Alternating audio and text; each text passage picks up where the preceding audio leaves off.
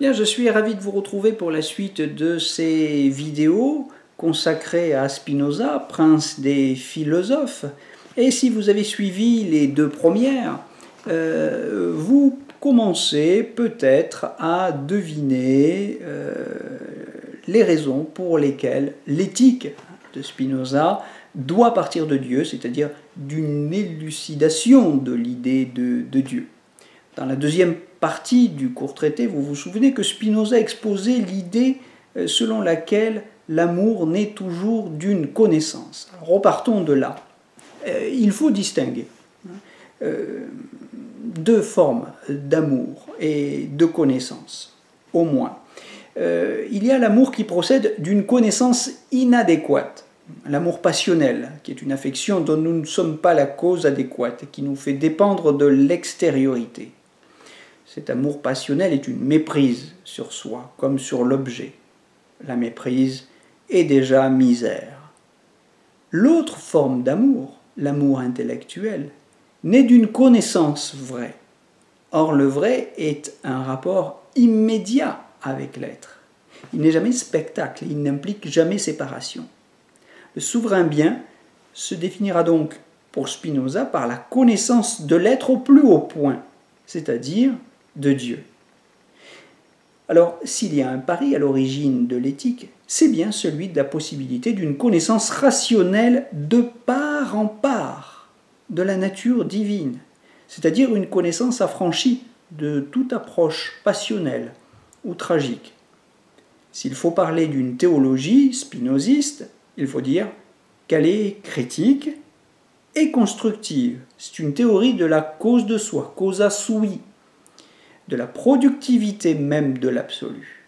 C'est l'idée que Dieu n'est pas un être surnaturel, si vous voulez, mais avant tout, d'abord, pour Spinoza, un être immanent à la nature.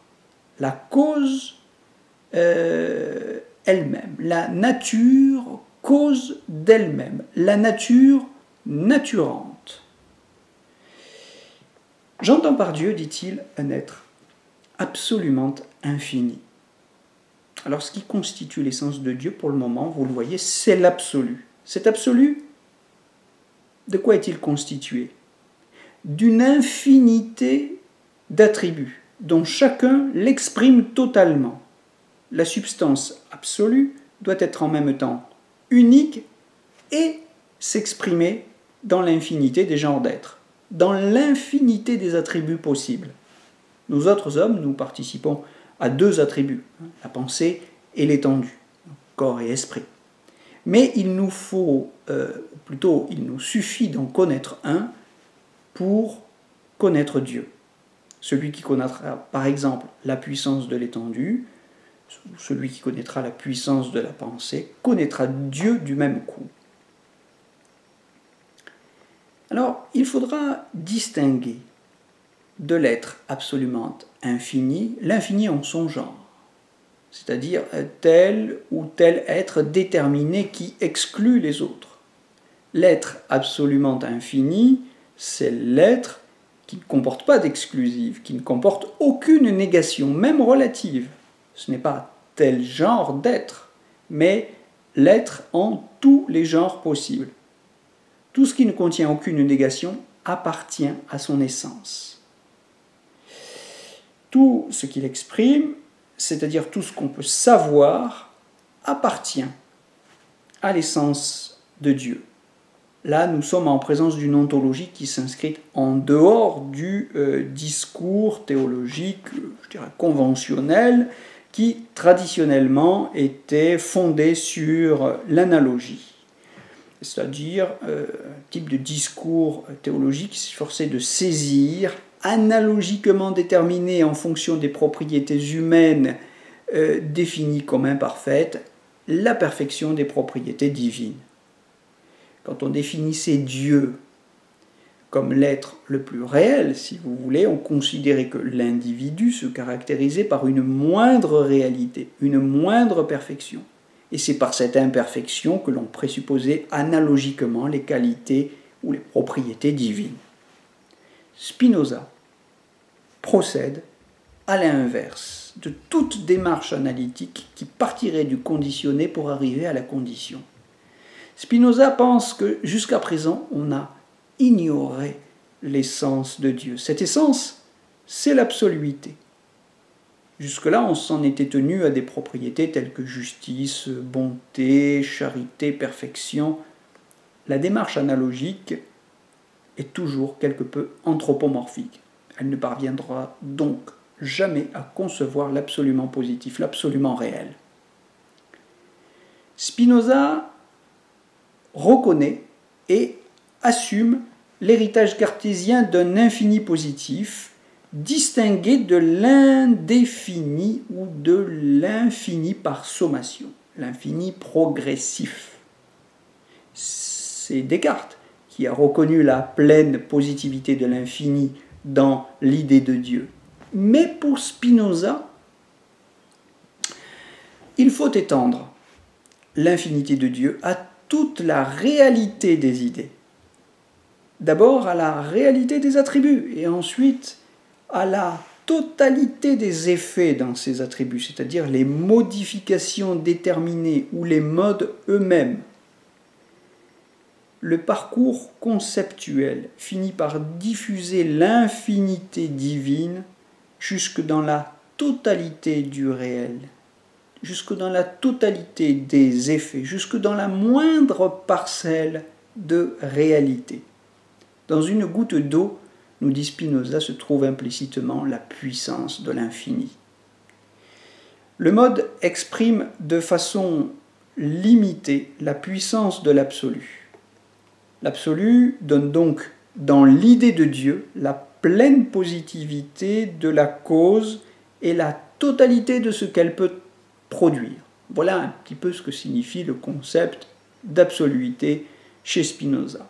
Autrement dit, identifier Dieu à l'absolu, faire de l'absolu son essence, c'est le comprendre comme l'unique substance du réel, ce en dehors de quoi rien ne peut être ni être conçu. Vous reconnaissez, je pense, si vous avez essayé de les lire, ces formules qui jalonnent la lecture ou la rédaction de l'éthique.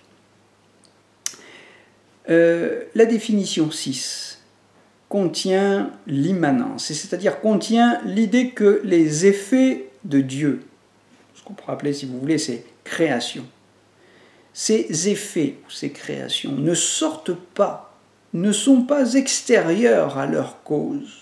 Les effets sont la cause elle-même, se produisant sur un mode plus ou moins limité ou déterminé. L'absolu est ce qui est irréductible à quoi que ce soit d'autre. Mais c'est aussi ce en dehors de quoi rien ne peut être ni être conçu. L'absolu, pour Spinoza, c'est ce qui ne peut pas être séparé. Et c'est donc ce qui ne peut pas être caché ou dissimulé.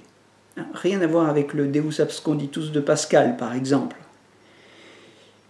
Il est intelligible, cet absolu, dans la moindre de ses expressions. Et c'est la raison pour laquelle Spinoza écrit « Plus nous connaissons les choses singulières, plus nous connaissons Dieu ». Il en résulte une subordination du concept de perfection à la vie, important pour la théologie de Spinoza. Par là, nous comprenons mieux le projet éthique qui sous-tend cette nouvelle théologie. Nous venons d'exercer l'entendement, notre puissance de comprendre. Nous avons essayé de saisir une essence, une structure, sans contradiction, qui exprime sa constitution, sa cause ou sa raison. Voilà en quoi consiste le projet d'une éthique fondée sur une théologie rationnelle qui se propose de comprendre rationnellement Dieu. Bien, je vous donne rendez-vous pour la suite de ces vidéos de synthèse ou de commentaires de l'éthique de Spinoza très prochainement. Bonne journée, bonne lecture, à très bientôt.